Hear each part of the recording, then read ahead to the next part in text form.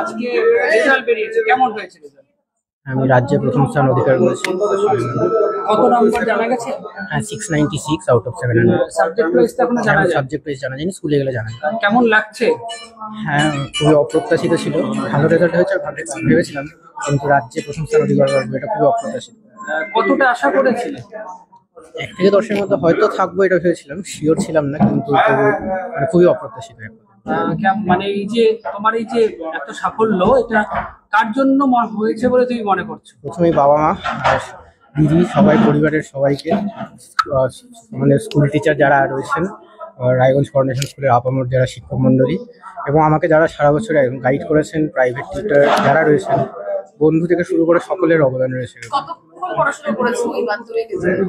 প্রথম কোনো বাধা ধরা শিডিউলে ফলো করতাম না, তবে যতটুকু ইচ্ছে হতো প্রতিদিন ততটুকু করতাম। এবং ভবিষ্যতে কি লক্ষ্য?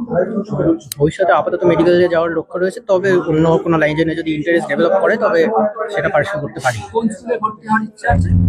স্কুলে হয়তো কর্নেশন স্কুলে ভর্তি হবো। পড়াশোনার পাশাপাশি আর কি করতে ভালো লাগে? পড়াশোনা করতে ভালো লাগে, এছাড়া কুইজিং এ আমার হচ্ছে বিশেষ একটা আকর্ষণ রয়েছে, সেটা পার্সু করেছি, মাধ্যমিকের বছরে করেছি।